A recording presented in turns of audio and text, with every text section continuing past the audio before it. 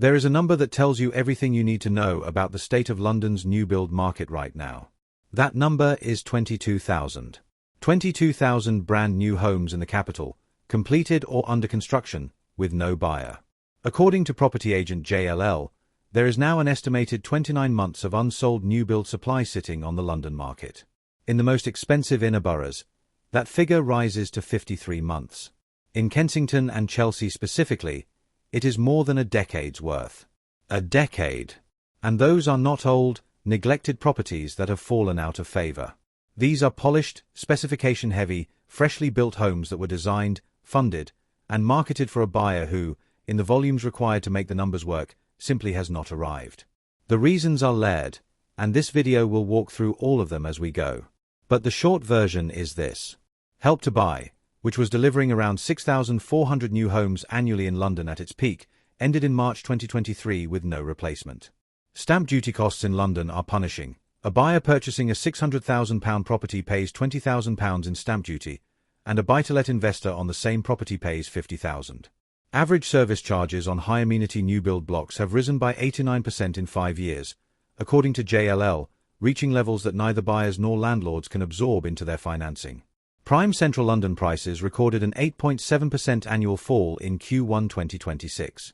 And London-wide new build starts collapsed to just 4,170 in the last financial year, a 72% fall from the previous year and the lowest figure since the Second World War, according to analysis by the Centre for Policy Studies. These are not abstract statistics. They are the backdrop to 10 specific places where the mismatch between ambition and reality has become impossible to ignore. 10. Woolwich, Royal Borough of Greenwich. Woolwich sits on the south bank of the Thames, roughly 10 miles east of central London, a riverside town of around 100,000 people in the Royal Borough of Greenwich. For several years, it was cited as one of the great regeneration stories of the decade, and the underlying logic was genuinely compelling. The Elizabeth line arrived at Woolwich Station in 2022, cutting the journey time to Bond Street to under 20 minutes. Developers responded immediately. Major schemes including Woolwich Central, the Cannon, and a succession of waterfront towers flooded the market with new 1- and 2-bedroom flats targeting first-time buyers and commuter renters priced out of zones 2 and 3. During the post-pandemic bounce, the pitch worked. Early buyers moved quickly, but the affordability ceiling arrived with force and has not moved.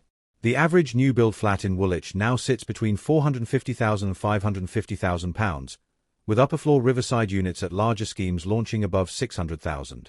At current mortgage rates, a buyer with a 10% deposit needs to earn close to £85,000 a year to qualify for a mortgage on a £500,000 flat against a typical lender's income multiplier. The median salary in the Royal Borough of Greenwich is nowhere near that figure, and the gap between what developers need to achieve and what local buyers can actually borrow has become the defining problem in this market. Developer incentives that would have been unthinkable at launch are now standard. Stamp duty contributions, free furniture packages, part exchange deals, and extended deposit protection are all in circulation across Woolwich schemes. Letting agents marketing the rental stock are reporting void periods stretching to 3 and 4 months on units that originally launched with waiting lists. The Elizabeth line changed the commute. It did not change what people can afford to pay. 9. Nine Elms, South London. Nine Elms is one of the most audacious regeneration bets in modern London history. A former industrial strip on the south bank between Vauxhall and Battersea, transformed over 15 years into a high-density residential zone of extraordinary ambition. Over 20,000 new homes were planned or built across schemes including Embassy Gardens, Riverlight, and the residential towers clustered around the new American Embassy. 2 new Northern Line stations at Battersea Power Station and Nine Elms were delivered as part of the infrastructure package. The pitch was premium Zone 1 and 2 living, riverside views, and an entirely new neighbourhood built from the ground up. The problem is that the neighbourhood was priced for buyers and renters who do not exist in the volumes the developers required. 1- and 2-bedroom flats across Nine Elms regularly launched at £700,000 to over £1 million. Service charges on the high-rise blocks run to £5,000 to £10,000 annually on top of the mortgage. JLL's data makes clear why this is so damaging. Average service charges across high-amenity new-build blocks have risen by 89% over 5 years. For investors hoping to cover those costs through rental income, the yields simply do not work at current financing rates. Rental listings across Nine Elms are sitting longer than at any point since the zone was developed. Resale units are carrying price reductions of £50,000 to £100,000 compared to original purchase prices. Knight Frank data shows prime central London prices fell 3.6% in the year to May 2026, with a total decline since the August 2015 peak now standing at 22.1%. Entire floors of some 9 Elms developments are occupied at densities well below what was projected when the sites were first modelled. The ambition was real. The market that was supposed to validate it has not shown up. 8. Barking Riverside, East London. Barking Riverside is one of Europe's largest residential regeneration projects, a planned community on a 443-acre former power station site along the northern bank of the Thames in the London borough of Barking and Dagenham. The London Overground extension to Barking Riverside, which opened in 2022, was the intended catalyst, a reliable rail connection to justify the move for commuter buyers. In March 2026, the local council granted revised outline planning permission for up to 13,000 additional homes on the site, more than doubling the original consent and taking the total vision to around 20,000 homes. New supply is being approved into a market that has not yet cleared the existing supply. The early phases sold reasonably well. New 2-bedroom homes launched in the high 300s and low 400s looked accessible by London standards, and first-time buyers using Help to Buy took up a meaningful share of the initial stock. Then Help to Buy closed in March 2023, and the buyer pool that was supposed to replace it has proved smaller and considerably harder to reach. JLL notes that Help to Buy was delivering approximately 6,400 homes annually in London at its peak, with no comparable government scheme filling the gap. Later phases are sitting. Completed homes on the Riverside Walkway are on the market with incentive packages stacking up, deposit contributions, solicitor fee packages, and flexible reservation terms. Barking Riverside is still a construction site in significant portions, and the lifestyle that was promised when buyers reserved off-plan does not yet fully exist. Amenities are thin. The retail and community facilities are behind schedule. Buyers who reserved based on CGI renderings have moved into something that looks and feels unfinished, and the next wave of buyers has noticed. 7. Southall, London Borough of Ealing. Southall Waterside is one of the most significant new build bets in West London, a Berkeley Group-led development of over 3,750 homes on the former Southall gasworks site along the Grand Union Canal. The Elizabeth line at Southall makes Paddington reachable in 12 minutes and Heathrow in just 6. On paper, the transport case is almost perfect. The canal setting is genuine. The views from upper floors are legitimately attractive. In practice, the market is delivering a different verdict. New build flats at Southall Waterside are launching at prices that the surrounding area does not support on a straightforward comparable basis.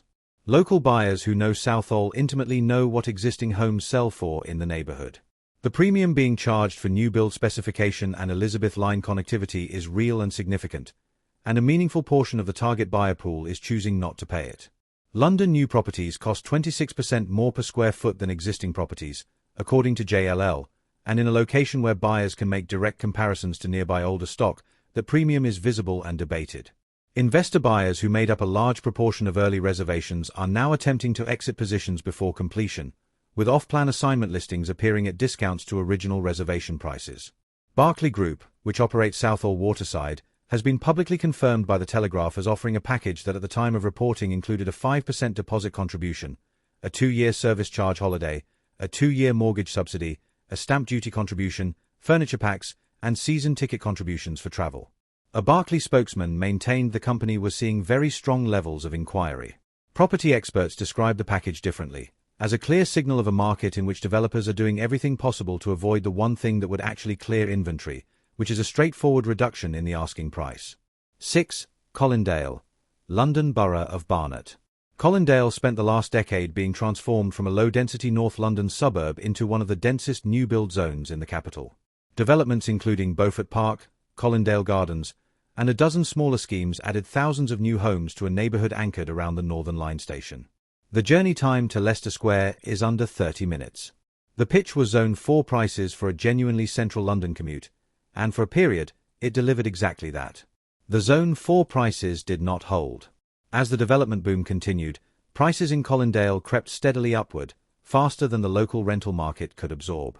Investor-heavy schemes launched with yields that looked workable at 2021 interest rates are now being stress-tested against a completely different financing environment.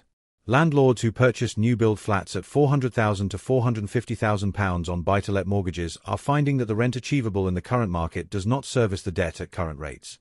JLL's data paints the structural picture clearly. 1 in 5 landlords is now actively aiming to reduce their portfolio, and only 4% are planning further UK investment. The tax environment, including a 5% additional stamp duty surcharge on investment purchases and the removal of full mortgage interest tax relief, has made the buy-to-let case in new-build London deeply difficult to make. Supply has also flooded the local rental market simultaneously. When every scheme within a 2-mile radius completes within the same 18-month window, the competition for tenants is brutal. Landlords are cutting asking rents and offering incentive periods to secure occupants. Some are selling into a resale market that now carries more stock than it has buyers. Estate agents covering Colindale are reporting void periods and asking price reductions that have not been visible in this part of North London for the better part of a decade. 5. Abbey Wood, Royal Borough of Greenwich. Abbey Wood became one of the most discussed Elizabeth Line stories when Crossrail opened Zone 4 with a direct journey to the West End in around 25 minutes. Developers moved quickly. New schemes went up around the station targeting first-time buyers and young professionals who wanted Zone 4 prices and Zone 2 journey times. The connectivity story was real and remains genuinely impressive. 18 minutes to Canary Wharf, 25 to the West End. The inventory problem in Abbey Wood is a combination of volume and timing that the developers did not model carefully enough. Multiple developments completed within a short window, flooding a relatively contained local buyer pool with more new homes than the market could absorb at launch pricing. New build prices from active schemes in Abbey Wood are currently ranging from £350,000 to just under £700,000, and the affordability gap between those figures and what local buyers can borrow against local salaries is real and is not narrowing. The most revealing data point for Abbey Wood came in 2026, when a 25-storey tower near the Elizabeth Line station had its allocation of affordable family homes cut, reduced from 132 to 50, a decision confirmed by local reporting. That is the financial pressure made visible. When developers are cutting affordable housing from schemes that already have planning permission, it tells you that the numbers are not working and that the developer is fighting to keep the project viable, not delivering the community benefit that was used to justify the density in the first place.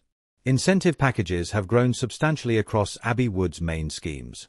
Cashback against stamp duty, free flooring packages, extended completion periods, and asking price reductions on completed units are now standard practice.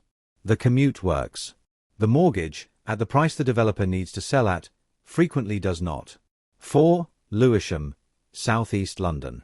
Lewisham has been one of South East London's most active development zones for several years. The town centre regeneration, schemes along the High Street, towers around the DLR and rail interchange, and a broad residential push across the borough have added significant new build stock to a part of London that was genuinely underserved by quality modern housing. The bones of the pitch are solid. Lewisham is Zone 2 and 3 with DLR, overground, and national rail connections that give real flexibility for workers heading into central London. What the developers did not fully account for was the volume of supply arriving simultaneously into a market whose affordability context had shifted dramatically since reservations were taken. Buyers who reserved off-plan in 2020 and 2021 at low interest rates are completing now in a completely different financial environment. Some are proceeding under significant strain. Others are walking away and forfeiting deposits rather than commit to a purchase that the numbers no longer support. The national data confirms the trend. Sales more than 2 years in advance of completion have fallen from over 50% of transactions to just 11%, according to JLL, a collapse in off-plan confidence that reflects exactly what Lewisham buyers are experiencing at the point of exchange.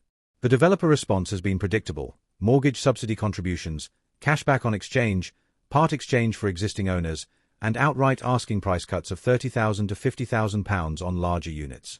A developer behind one major multi-tower Lewisham scheme was separately reported to have cut its affordable housing provision after being hit by a significant unforeseen railway station bill, another example of viability pressure forcing retreats from original planning commitments.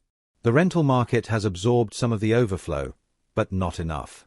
Lewisham's new build rental supply has expanded fast enough that void periods are lengthening and asking rents on new units are under pressure, even as the broader London rental market remains relatively tight. The location is right. The timing, for many of these schemes, has been painfully wrong.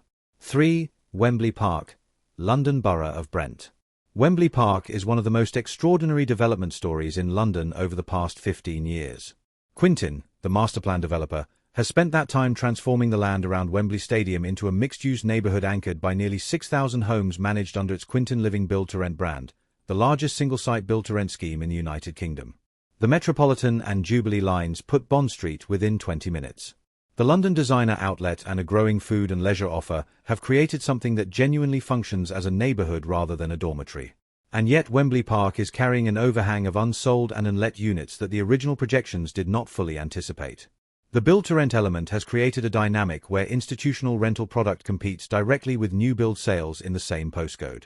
When a prospective buyer can rent a brand new 2-bedroom flat in Wembley Park at a monthly cost that is broadly competitive with a mortgage repayment on an equivalent unit for sale, a meaningful proportion of would-be buyers chooses to rent and retain their financial flexibility. That choice makes rational sense for any individual household. In aggregate, it produces the situation Wembley Park is in now. Sales stock has been sitting for longer than developer benchmarks anticipated. Goldman Sachs Asset Management and Teen Living completed an acquisition of 3 build-to-rent assets, Alto, Montana, and Dakota, in the Wembley Park zone, a transaction that signals continued institutional confidence in the rental model even as the for-sale market stalls. Quintin announced plans in June 2026 to double the size of its Quintin Living platform, celebrating the 10th anniversary of its build-to-rent operation. The rental story at Wembley Park is ambitious and actively expanding. The for-sale story, for the buyer who was projected to purchase a flat here at 2022 prices with 2022 mortgage rates, is considerably quieter. The stadium fills at weekends. The unsold homes sit quiet during the week. 2. Stratford, East London. Stratford was the centrepiece of the 2012 Olympic legacy narrative, and the development that followed over the subsequent decade was extraordinary in scale. East Village, the former Athletes' Village, converted seamlessly to residential use. The International Quarter added towers of new homes alongside commercial space. Developer after developer poured into the E20 postcode, convinced that the Elizabeth Line, the Jubilee Line, the DLR, and overground services from one of the best-connected stations in London would produce an endlessly deep buyer pool. The connectivity is not in question. Liverpool Street in 7 minutes, Canary Wharf in 9, the West End in around 20. No other outer zone location in London comes close to matching that combination of rail lines in a single interchange. And yet the new build market in Stratford is sitting on more unsold stock than at any point since the Olympic development first came to market. The reason is price.